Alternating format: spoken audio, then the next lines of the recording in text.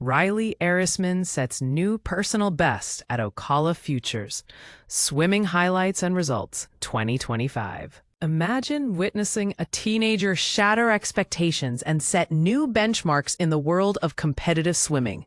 That's exactly what happened when 16-year-old Rylee Erisman dazzled at the Ocala Futures meet, clocking an impressive 1:57.44 in the 200 freestyle, her second fastest time ever.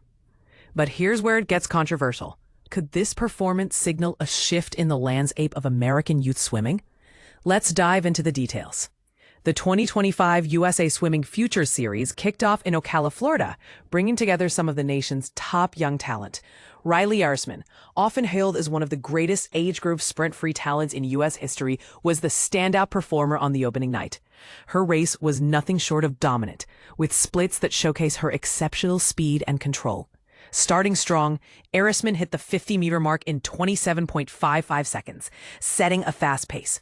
By the 100-meter turn, she had accumulated a time of 57.20, maintaining her momentum. The second 50-meter leg saw her clock in at 29.69, further cementing her lead. Although her penultimate 50-meter split was a bit slower at 30.31, she managed to accelerate in the final 50 meters, crossing the wall in 29.93. Her overall time of 1:57.44 was just shy of her personal best of 1:57.29, set at the U.S. Nationals earlier that month. Erisman's impact didn't stop there. About 2 hours later, she contributed to her team, Laker Swim, securing a narrow victory in the girls' 200 free relay. Leading off with a time of 25.15, she set the stage for her teammates, Carolina Daher, Elizabeth Johnson, and Aiden Reese, who collectively brought home the win by less than half a second. Each team member delivered strong performances, with Daher, Johnson, and Reese all dipping under their personal bests. Looking ahead, Erisman will represent the United States at the World Junior Championships in Otepeni, Romania.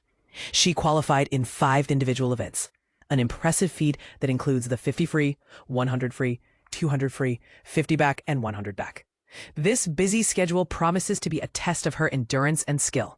Other notable performances from day one included Connor Christofferson of Bull School, who broke his personal best in the boys 200 free with a time of 1:50.31, going on to win the final with the same mark. His strategic adjustments between prelims and finals demonstrated tactical savvy. Madison of the Sarasota Sharks, who claimed victory in the girls 100 breast with a time of 109.76. Hartway, a future Alabama Crimson Tide swimmer, narrowly missed her personal best of 109.28. Colin Holgerson of Swim Atlanta, who dominated the boys 100 breast with a time of 102.02, improving his personal best by over a second. Jordan Agliano of Swim Atlanta, who narrowly edged out Casey Cullen and Lucy Traylaz in the girls 200 fly with a time of 2:14.86. This race was intense, with the top 3 finishers separated by less than a second. Alexander Parent of the Sarasota Sharks, crashing to retake the World Championship weekend in Otepeni, his spectacular win over the boys 1500 free relay. Like this 1:53 for all of us take here in the 200 freestyle race gets picture in your head. Come on, let's just keep doing this. Swim per Fairleigh Lakes and it can keep standing in one place. Cheringly. What do you think about Rylee Erisman's performance, or do you see potential challenges for her in the upcoming World Junior Championships? Max Goettsch breaks records at Madison Futures Meet, 200 free triumph. While the biggest names in swimming often grab headlines, the real future of the sport is being forged right now by rising stars. And this weekend's Futures Meet in Madison proved it beyond doubt. Teenage swimmers stole the show, delivering jaw-dropping performances that left even college standouts in their wake. But here's the kicker. 3 of America's top junior talents are all headed to the same college program, setting up a potential dynasty in the making. Leading the charge was 18-year-old Max Goettsch from FMC Aquatic in Illinois, who smashed his personal best in the 200-meter freestyle with a blistering 1:48.70. That's a full second faster than his time just 2 weeks prior at sectionals, and a staggering 4.5-second improvement since summer began. Now imagine this. Had he swum this time at June's U.S. trials, he'd have secured the spot in the C final. Currently ranked as America's fourth best junior in the event, Goettsch headlines a fascinating trend. 4 of the top 5 ranked juniors, including Rylee Erisman and Norvi Klantz, are Berkeley-bound. Does this signal Cal's emerging dominance in recruiting freestyle talent? The youth revolution didn't stop there. 15-year-old Kai Joyner stunned spectators by taking third in the men's 200 free, 151.16, making him the nation's third fastest in his age group. Meanwhile, Grace Koning Song, already a national age group record holder, rewrote her own best in the 100 breaststroke, 109.14, now sitting 49th all-time for 15/16s. To put that in perspective, she's now faster than Olympic legend Lily King was at 16. But here's where it gets controversial. While host Wisconsin saw solid performances from collegiate swimmers like Abby Carlson, 200 free winner, and Charlie Jones, 200 fly winner with a 2.43 best, the most dramatic improvements came from pre-college athletes. Take Ellie Patla, the 16-year-old Illinois native who hacked another 2.5 off her 200 free time, bringing her total summer drop to over 2 seconds.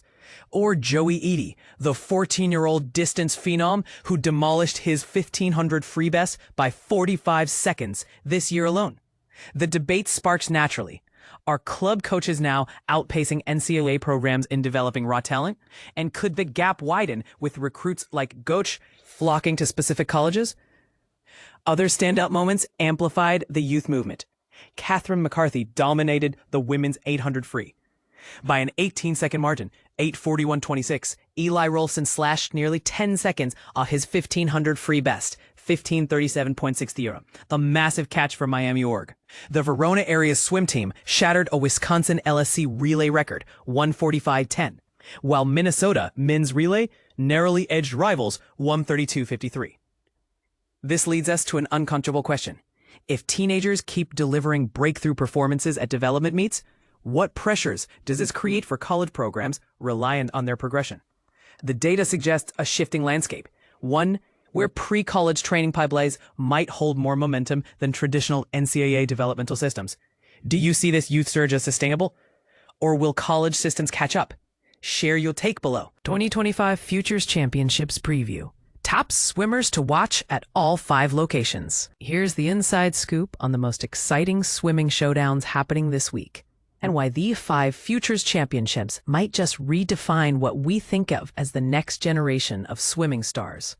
While the World University Games in Germany and the upcoming World Aquatics Championships in Singapore dominate headlines, a quieter but equally thrilling battle is brewing across 5 U.S. cities. These Futures Championships aren't just another meet. They're a proving ground for young athletes aiming to etch their names into swimming history. But here's where it gets controversial. Should we be watching these regional events more closely than the global spectacles? Let's dive into the details, and don't miss the twist in Sacramento. The 5 arenas of action. All 5 Futures Championships kick off Wednesday, July 23rd, and run through Saturday, July 26th. Each location boasts its own flavor, from the elite Greensboro Aquatic Center to the grassroots energy of Justin, Texas. Here's what to expect, and why these swimmers might be your new favorites. Greensboro, North Carolina. At the Greensboro Aquatic Center, the spotlight falls on 16-year-old Sadie Buckley, ranked number 3 in the 2027 recruit class, competing in 7 events, including the 200 IM, 400 IM, and 200 backstroke. She's the top seed in every race. But here's the part most people miss. Buckley isn't just a prodigy, she's a strategic powerhouse. Her nation's capital swim club background and technical precision suggest she's not just racing, but studying the sport. Meanwhile, Gabe Nunziata, a Tennessee-bound freshman, aims to polish his 200 breaststroke time 209.71 ahead of the World Junior Championships. His margin over the next seed? A staggering 5 seconds. Is this the start of a new breaststroke dynasty? Justin, Texas. The Justin meet may be smaller, but it's loaded with Big Ten talent. Matthew Bittner, Penn State, and Luke Barr, Indiana, dominate the sprint events, while Arkansas commit Hayden Gibson targets the 100 and 200 fly. Gibson's times are already razor sharp, but will she push even harder to impress her future coaches? This is the part most people underestimate. The pressure to perform in front of college scouts can make or break a swimmer's psyche. Madison, Wisconsin. Wisconsin's home advantage is on full display here. Fester's Abby and Maggie Wainezek lead the backstroke charge, while Michael Long aims to sweep all three backstroke events.